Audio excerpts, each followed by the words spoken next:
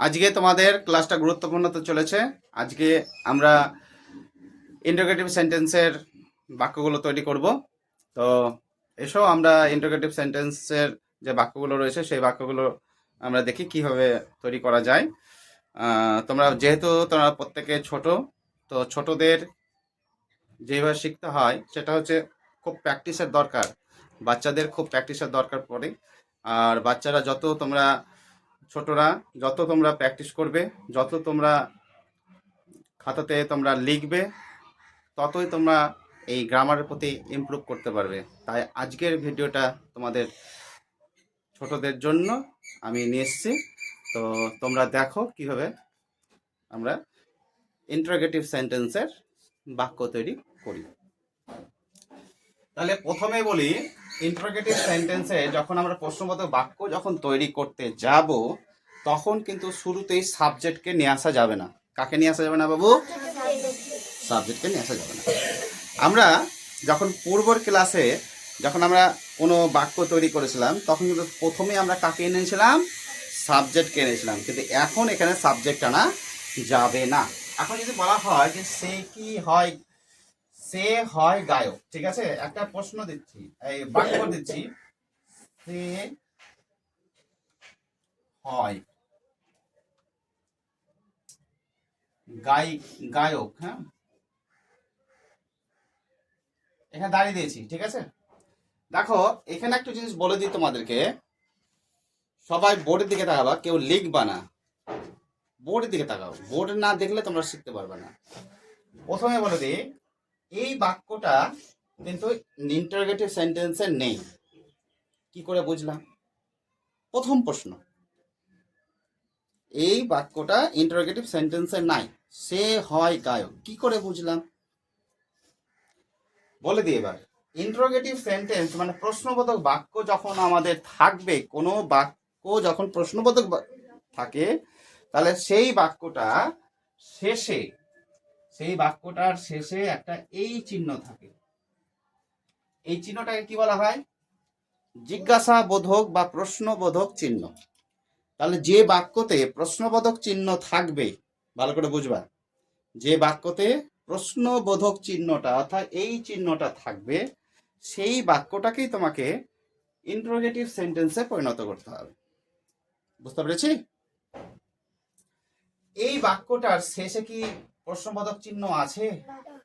নাই, তাহলে এটা প্রশ্নবোধক বাক্যতে নেই, এটা সিম্পল বাক্যতে আছে।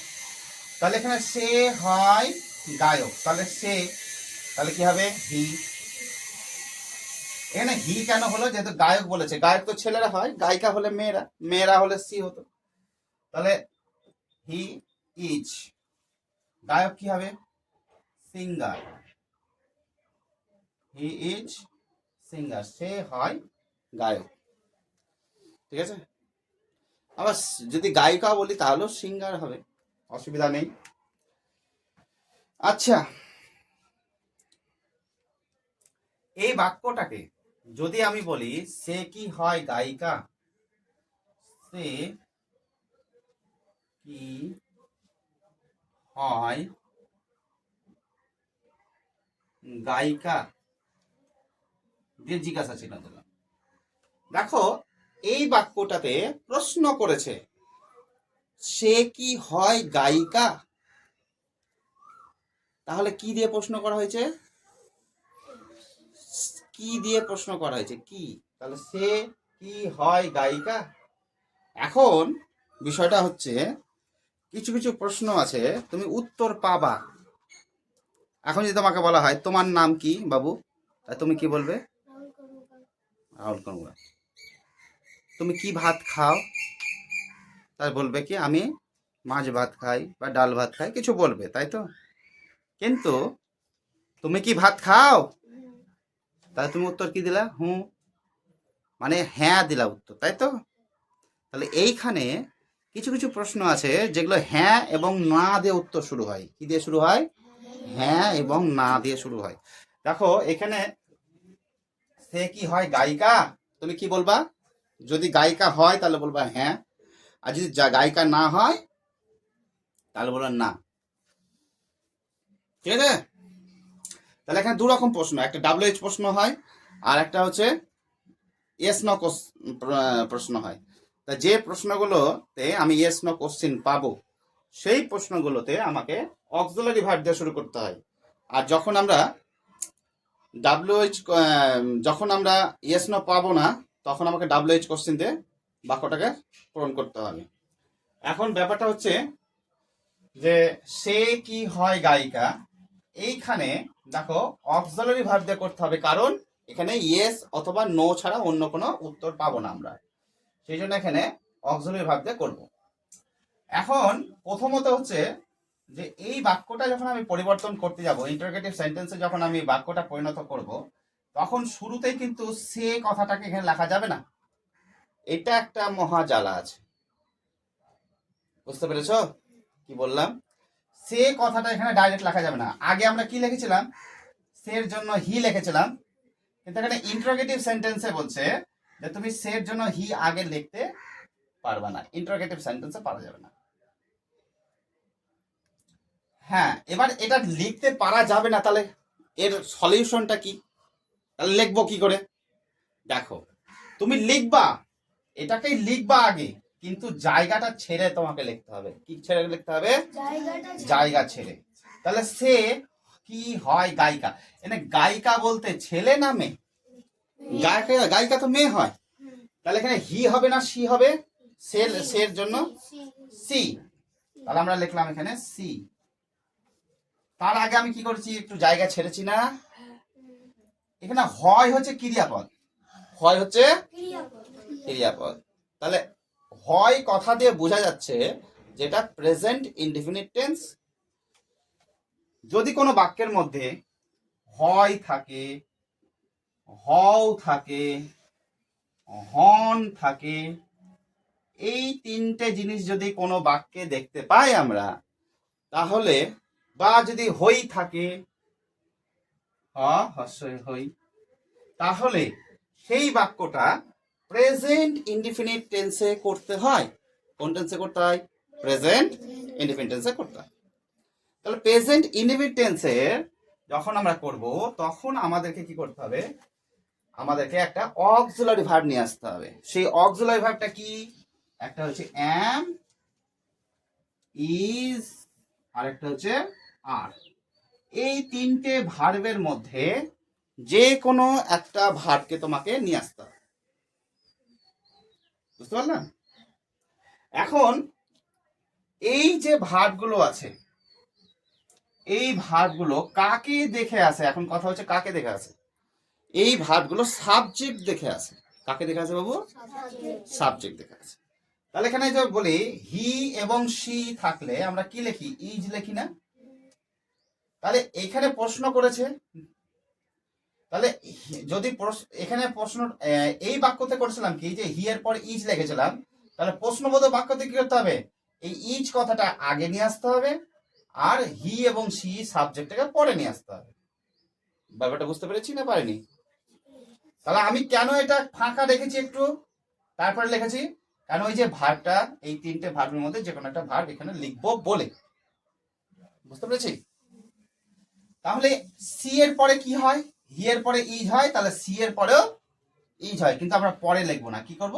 ইজটাকে আগে লিখে দেবো। তাহলে প্রশ্ন, তাহলে এই কথাটা কি হলো? ইজ সি হলো। তাহলে পরে থাকলো কি? গায়িকা, তাহলে কি হবে? সিঙ্গার।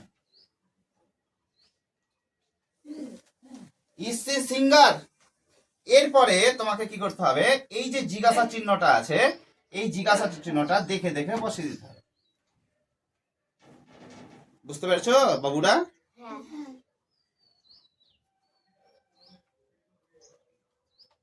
একটা তুমি যদি বুঝতে পারো ভালো করে, বাকি তুমি 10টা বুঝতে পারবা। হয়েছে? বলছে তোমরা কি হও প্রস্তুত? তোমরা কি হও প্রস্তুত? এখানে দেখো, তোমরা ইংরেজি কি? তুমি আর তোমরা একই জিনিস, তাহলে ইউ। তাহলে আমরা কি করব? ইউটাকে আগে লিখবো। আচ্ছা বলো তো, ইউ এর পরে এম হয়, ইজ হয়, না আর হয়? কোন ভাবটা হবে এই তিনটের মধ্যে? আর হয়, তাহলে আরটা আগে লিখতে হবে। হলো? প্রস্তুতের ইংরেজি কি? রেডি। প্রস্তুতের ইংরেজি কি? রেডি। এখানে জিজ্ঞাসা চিহ্ন ছুটে গেছে, তারপর তুমি জিজ্ঞাসা চিহ্ন লিখে দাও। এখানে কেন আমি বুঝতে পারছি, দেখো এখানে কি লেখা আছে? হও লেখা আছে না? তাহলে হও, হন, হই, হয় এগুলো থাকলে কি আনতে হয়? এম ইজ আর আনতে হয়। ওটা বুঝতে পারলাম। ওই জন্য আমাকে আর হয়েছে। তাহলে এটা প্রেজেন্ট ইনডিফিনিট টেন্সে আছে বলে আমাকে এম ইজ আর আনতে হচ্ছে। আর প্রেজেন্ট ইনডিফিনিট টেন্সে হয়, হও, হন, হই থাকবে। এই ক্রিয়াপদ দেখে তোমাকে বুঝতে হবে। এই ক্রিয়াপদটা দেখে তোমাকে বুঝতে হবে যে কোন টেন্সে আছে। আমি যখন টেন্স করেছিলাম প্রেজেন্ট ইনডিফিনিট, এটাও তো তোমার একটা টেন্স চলছে এখন। প্রেজেন্ট ইনডিফিনিট টেন্সের ইন্টারোগেটিভ সেন্টেন্স করছি আমরা, ঠিক আছে? এটা এম ইজ আর অক্সিলারি ভার্বের ব্যবহার করছি, ঠিক আছে? এরপরে যখন তোমরা ডু, ডাজ, ডিড এর ব্যবহার করতে যাবে তখন তোমাদের আরো মাথা খারাপ হয়ে যাবে। মাথা খারাপ করার কোনো কিছুই নাই। হ্যাঁ, প্র্যাকটিস করতে করতে আমরা শিখে যাব। এটা ভালো করে বুঝতে হবে। আর বাড়িতে কি করতে হবে? যেগুলো করাবো সেগুলো ভালো করে প্র্যাকটিস করতে হবে। বুঝতে পেরেছো? প্রথম স্টেপটা দেখিয়েছিলাম এটার, দ্বিতীয় স্টেপটা হচ্ছে এটা। আর এখানে তোমরা এবার এরপরে যেটা আছে নেগেটিভ ইন্টারোগেটিভ সেন্টেন্স। এবার নেগেটিভ ইন্টারোগেটিভ সেন্টেন্স মানে হচ্ছে না বোধক প্রশ্নবাচক। না কথাটাও থাকবে, আবার প্রশ্ন করাও থাকবে, দুটো একসাথে থাকবে। তখন আবার নট কোথায় বসে তখন একটু বুঝতে হয়। তাহলে একটা বাক্যতে একটা সেন্টেন্সে কটা বাক্য তৈরি হয়? একটা সেন্টেন্সে কটা বাক্য তৈরি করতে পারবো আমরা? চারটে বাক্য তৈরি করতে হবে। একটা সেন্টেন্স দিয়ে আমরা 4 ধরনের বাক্য তৈরি করতে পারবো। কি কি? Affirmative, negative, interrogative, negative interrogative. তাহলে একটা হ্যাঁ বাচক, একটা না বাচক, প্রশ্নবোধক, না বোধক, প্রশ্নবোধক। এইটা প্রথমের ধাপটা সবাই পারছো, দ্বিতীয় ধাপটা সবাই পারছো, কিন্তু যখনই প্রশ্নবোধক আর না বোধক, প্রশ্নবোধক আছে তখনই কিন্তু গুলিয়ে যাচ্ছে। এটা গুলাচ্ছে তার কারণ যে আমরা বাড়িতে করছি না, প্র্যাকটিস করছি না। বাড়িতে প্র্যাকটিস করে দেখো হয়ে যাবে। আচ্ছা, এবার আমি যে বিষয়টাতে আসছি দেখো,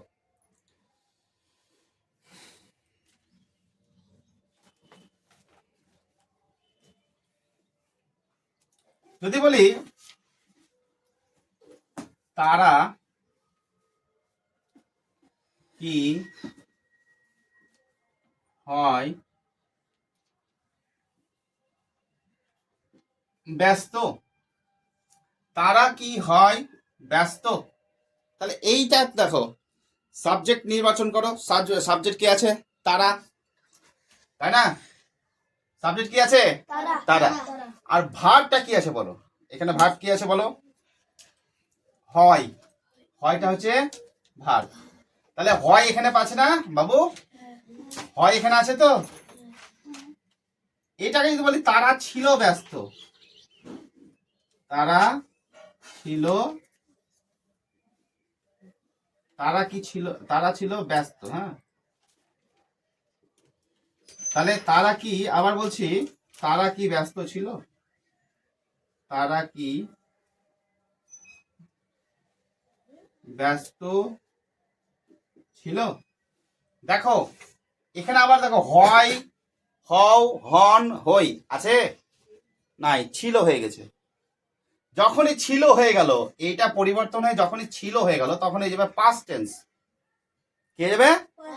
আর এই ছিল কথাটার জন্য তোমাকে হয় ওয়াজ আর না হয় ওয়্যার আনতে হয়। কি আনতে হয়? হয় ওয়াজ অথবা ওয়্যার।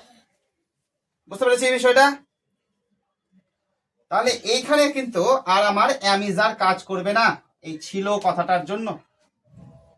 তাহলে যেখানে হয় কথাটা আছে সেখানে অ্যামিজার কাজ করবে, আর যেখানে ছিল আছে সেখানে আমাকে আনতে হবে ছিল কথাটার জন্য ওয়াজ এবং ওয়্যার।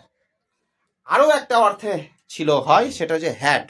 হ্যাড মানেও ছিল বোঝায়, কিন্তু হ্যাড মানে ছিল বোঝালে ওখানে হ্যাড কখন হয় বুঝতে হয় ওটা আবার। যদি অধিকার বোঝায় তখন কিন্তু হ্যাড বসাতে হয়। এবং হ্যাভ হ্যাজ হচ্ছে প্রেজেন্ট টেন্স, আবার হ্যাড হচ্ছে পাস্ট টেন্স। অনেক কিছু বোঝার আছে, আমরা ওদিকে যাব না, এখন এটাই আগে বুঝি। তারা কি হয় ব্যস্ত, তাহলে এখানে হয় বলেছে কথাটা, তাহলে কি করতে হবে, দেটাকে আগে লিখে দিতে হবে। দেটা ছোট হাতের লিখবো, দের পরে কি হবে, এম ইজ আর এর মধ্যে আর হবে, আরটা প্রথমে শুরুতে লিখবো। ব্যস্ত ইংরেজি কি, busy, B U S Y, দে জিজ্ঞাসা চিহ্ন। এখানে কি আছে, তারা ছিল ব্যস্ত, তারা ছিল ব্যস্ত, তাহলে দে ওয়্যার, দের পরে ওয়্যার হয়, ওয়াজ হয় না, ঠিক আছে। ব্যস্ত ইংরেজি কি, B U S Y, busy, এটা ফুল স্টপ হলো। কিন্তু এখানে কি আছে, প্রশ্নবোধক বাক্য, তাহলে কি হবে এটা, প্রশ্নবোধক বাক্যতে কি হয় বলো, প্রশ্নবোধক বাক্যতে তারা কি ব্যস্ত ছিল, তাহলে এখানে কি করব, আর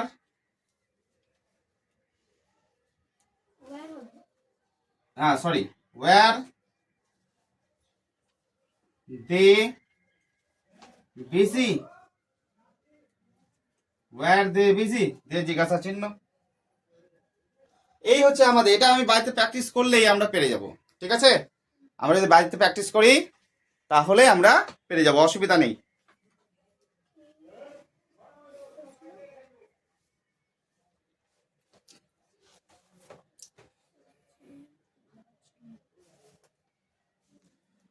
আচ্ছা, এরপরে আর একটা যে, তিনি কি পণ্ডিত ছিলেন, তিনি কি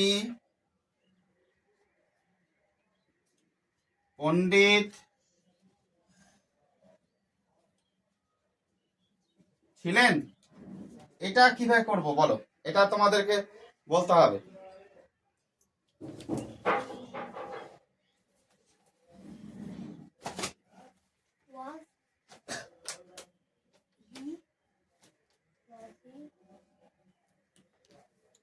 আমি বলে দিই, এটা এই পণ্ডিতের ইংরেজি হচ্ছে স্কলার, কি, স্কলার, ঠিক আছে,